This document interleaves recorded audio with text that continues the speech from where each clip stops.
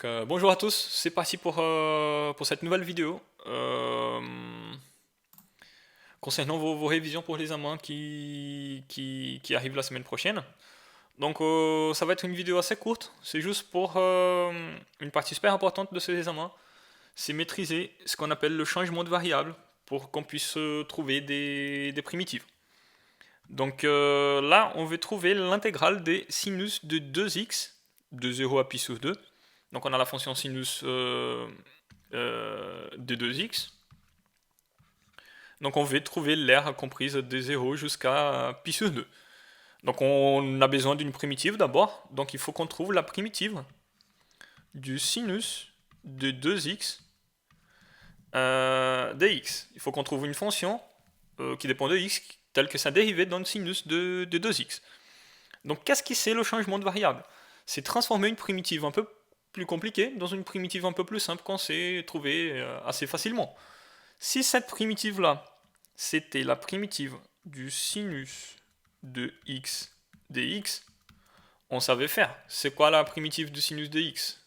C'est moins le cosinus de x. Pourquoi? Parce que la dérivée du cosinus, c'est moins sinus de x. Donc si je corrige avec le signe de moins, donc la dérivée de moins cosinus de x donne sinus de x. Mais on ne peut pas faire ça, parce qu'ici on a 2x. Donc cette fonction, c'est une fonction composée avec une autre fonction qui grandit, si vous voulez, 2 fois plus vite que celle-là. Mais on peut justement faire cet ajuste-là. Donc on va appeler 2x d'une nouvelle variable. Je sais pas, la variable t. Donc si j'ai dit que 2x est égal à t, donc cette primitive-là, elle se transforme dans quelle primitive du coup? Donc c'est la primitive du sinus de t maintenant. Donc sinus de 2x transforme en sinus de t, si 2x est égal à t. Maintenant, il faut qu'on corrige le facteur dx. Alors, il faut qu'on dérive cette nouvelle variable. Quelle est la dérivée de t par rapport à x? T est égal à 2x. La dérivée de 2x par rapport à x, c'est 2. Donc en fait, on a que 2x est égal à dt divisé par 2. Donc le facteur dx, c'est la moitié du facteur dt. Donc il faut qu'on corrige là. Avec cette dérivation du coup. Donc dx, en fait, on peut remplacer par dt divisé par 2. Donc en fait, c'est la primitive de sinus de t dt divisé par 2. On peut toujours enlever le 1,5 de la primitive, donc ça fait la primitive de sinus de t dt. Quelle est la primitive de sinus de t? Comme on a dit tout à l'heure, c'est moins cosinus de t. Parce que la dérivée de mon cosinus de t, c'est sinus de t. Donc en fait, là, il faut juste qu'on revienne à la variable de départ.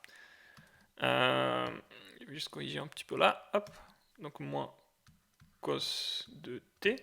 Mais t, on avait appelé de 2x. Donc en fait, ici, c'est 1,5, moins 1,5 avec le moins plutôt, du cosinus de 2x.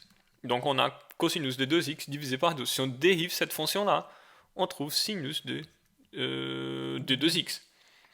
Donc en fait, cette primitive-là, c'est exactement cette intégrale, pardon, c'est la primitive qu'on a trouvée appliquée en pi sur 2 moins la primitive qu'on a trouvée appliquée en 0.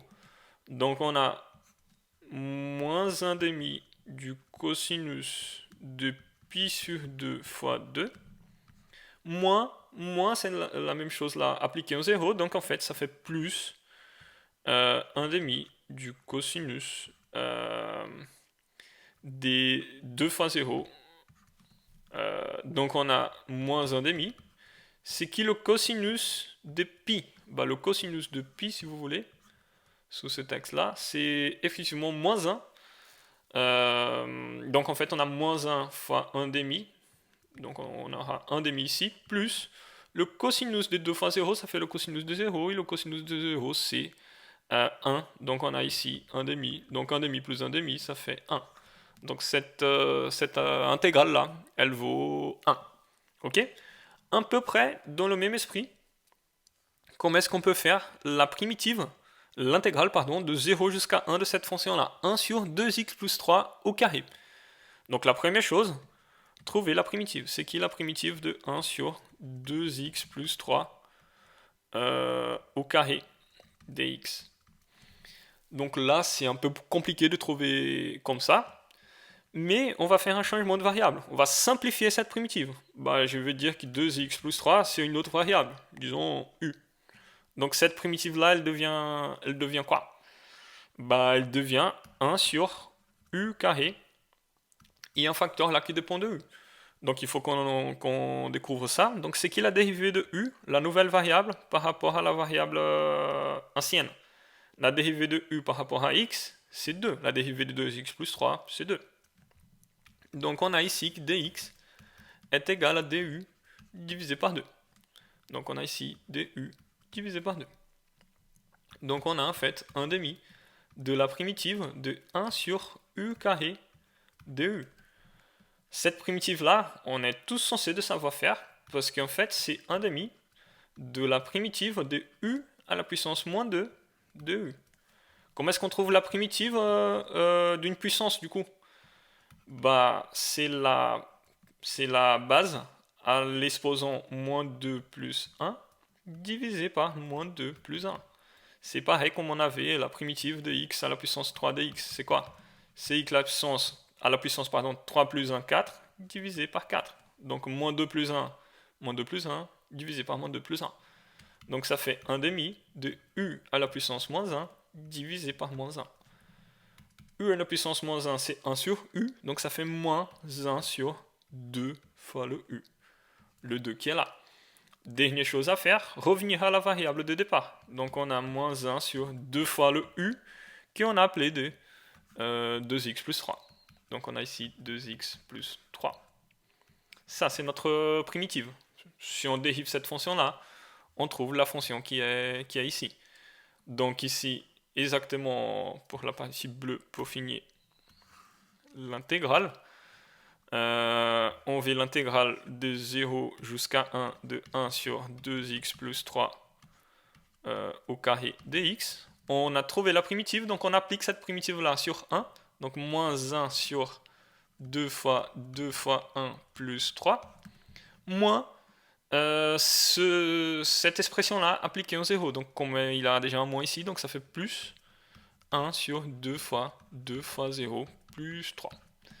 Donc on a moins 1 sur 2 plus 3, 5 fois 2, donc 10, plus 1 sur, pardon, 2 fois 3, donc 6. Donc on a moins 1 sur 10, plus 1 sur 6. Donc ici, si vous voulez, ça fait donc 1 sixième moins 1 sur 10. Donc ça fait 10 moins 6 divisé par 60. Donc en fait, ça fait 4 divisé par 60 égale à... Donc on peut simplifier, donc ça fait 2 divisé par 30.